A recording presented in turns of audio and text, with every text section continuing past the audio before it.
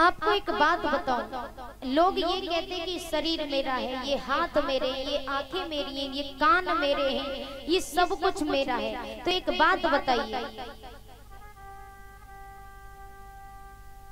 ये आंखें जब अंधी होती हैं, हमें आंखों से दिखाई देना बंद हो जाता है। तो ये आंखें अगर मेरी हैं, बताइए किसकी आंखें आपकी हैं? लेकिन हम तो कह रहे हैं हमारी नहीं है। ये आंखें यदि हमारी हैं तो फिर इन आंखों से हमें दिखाई देना बंद हो जाता है। तो यदि मेरी होती तो हम रोक न लेते कि भाई दिखाई देना क्यों बंद हो रहा है, ये मेरा आदेश है, देखिए। अगर ये कान मेरे हैं तो कानों से ऊंचा सुनाई देने लगता है। ये कान अगर मेरे होते तो हमें ऊंचा सुनाई क्यों देता? हमारा आदेश नहीं मानते क्योंकि भाई मेरे हैं। अगर ये शरीर ही पूरा मेरा है तो जिस दिन मृत्यु आती है, ये शरीर मृतक हो जाता है, मर जाता है। तो ये शरीर जिस समय मरता है, तो यदि मेरा है तो फिर जिस दिन मरता है तो मैं रोक क्यों नहीं पाता? तो ये शरीर भी मेरा नहीं है, फिर मैं हूं कौन? कौन हूं मैं? तो जवाब दिया कि मैं तो एक दिव्य चिन्मय शाश्वत अविनाशी आत्मा हूं जो कभी किसी को दिखती नहीं हूं। चिन्मय यानी कि दिव्य ज्योति की तरह शाश्वत अविनाशी आत्मा हूं जो कभी किसी को दिखती नहीं। ये शरीर हमारा नहीं है, जो आत्मा है वही तो हम हैं। और जिस समय गोकर्ण पिताजी से कहते कि पिताजी इस संसार में हमारा कुछ नहीं है, कि चले रे हंसा अपने देश को, यहाँ नहीं कोई तेरा है। जग बालों का हुआ सवेरा, अपना हुआ अंधेरा है।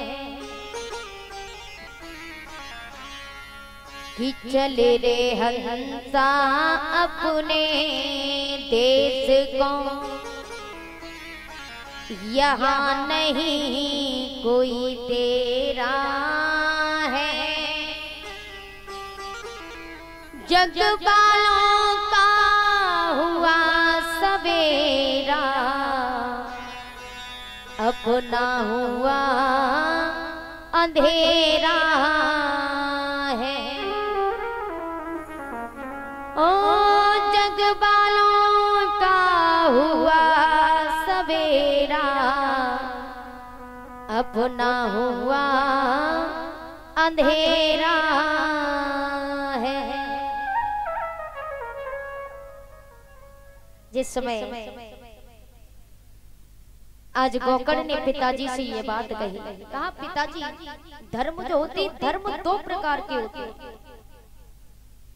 धर्मम भजस्य सततम त्यज लोक धर्मः, सेवस्व साधु पुरुषांत जेहि काम कृष्णाः। कहा कि पिताजी एक तो लौकिक धर्म होता है और एक भागवत धर्म होता है। लौकिक धर्म यानी कि पत्नी की सेवा करना, पति को खुश रखना, ये लौकिक धर्म है। पुत्र को पढ़ाना लिखाना पाल पोष करना लौकिक धर्म है। माता पिता की सेवा करना लौकिक धर्म है। यानी कि लोक में रह करके जो लोगों की सेवा करना करवाना, यही तो लौकिक धर्म है।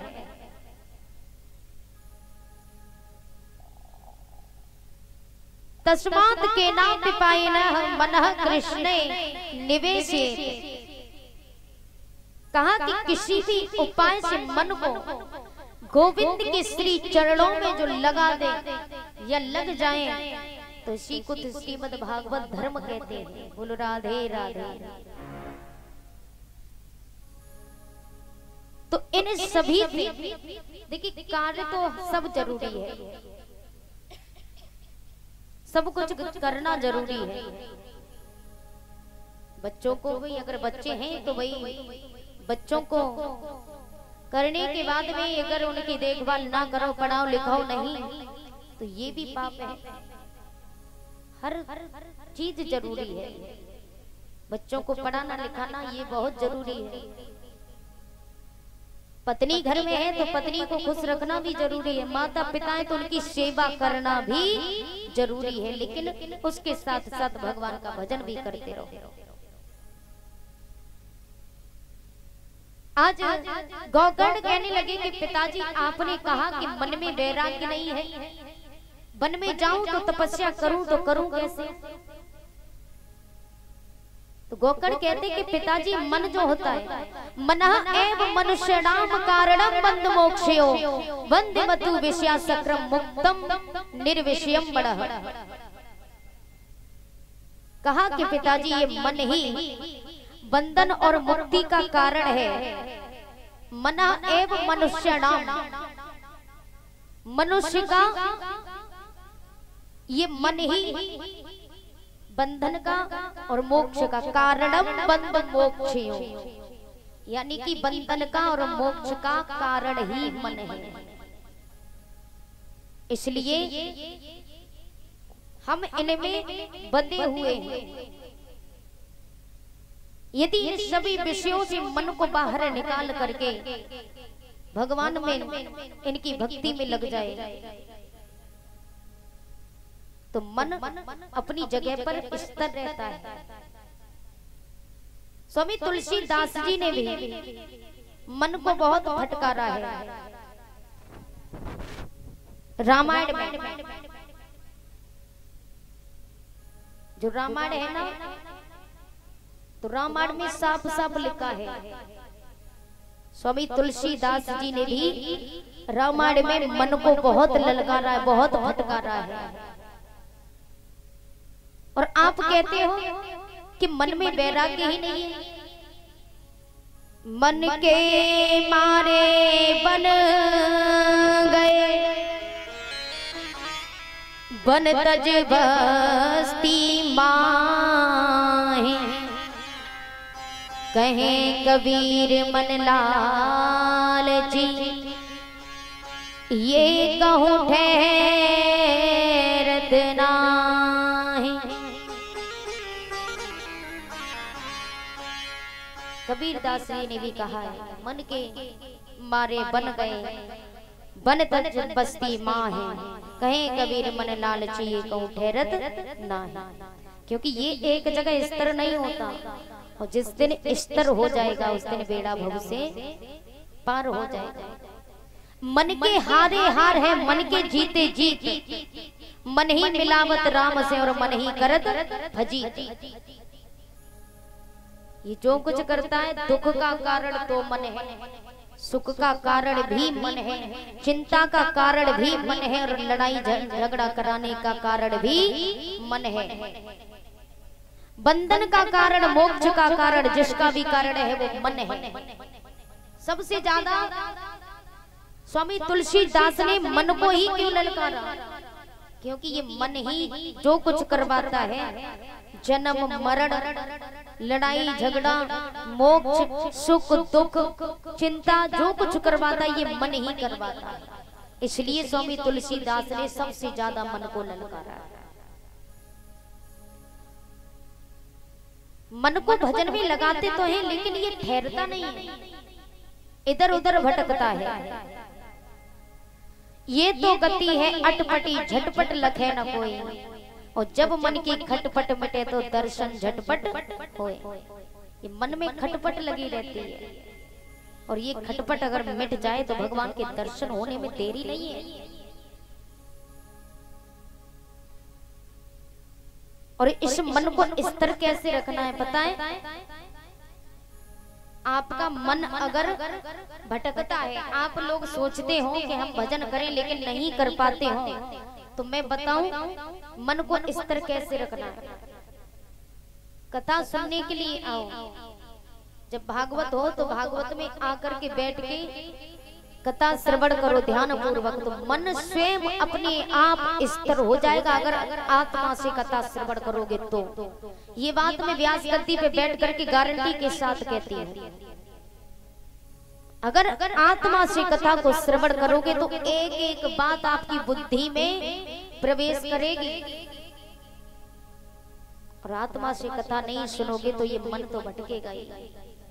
कहीं बाजार में घूम रहा है, कहीं साड़ी पर घूम रहा है, कहीं घूम रहा है के समय हो रहा है, व्यास जी कथा आरती नहीं करवा रही, हमारी भैंस खड़ी हुई है धोने के लिए, तो ये मन जो है भटकता है। और सबसे ज्यादा गृहस्थी के मामले में ज्यादा भटकता है। भगवान के चरणों में तो नहीं लगता, लेकिन गृहस्थ में ज्यादा लगता है ये मन।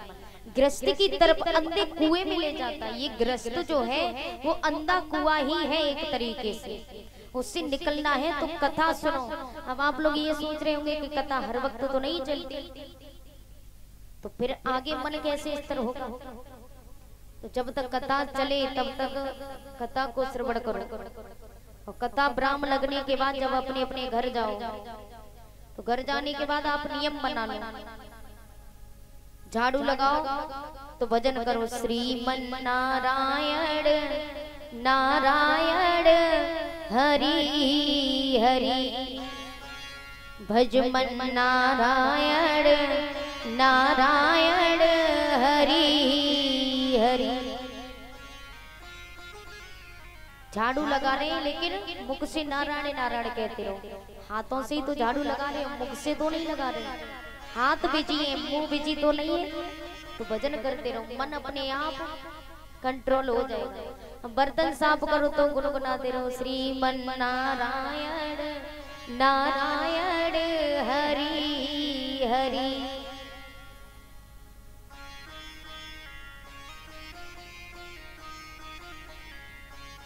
भोजन बनाओ तो गुनगुनाते रहो। इसमें कोई पैसा थोड़ा ही लग रहा है कि चलो भाई पैसा लग रहा है तो आप लोग कंजूसी कर जाओ कि नहीं भाई पैसा है नहीं पास, खर्चा ज्यादा हो रहा है, रोज रोज भजन नाम लेंगे भगवान का तो पैसा इतना कहाँ से आएगा, इसलिए पैसा तो नहीं लगता। इसमें कोई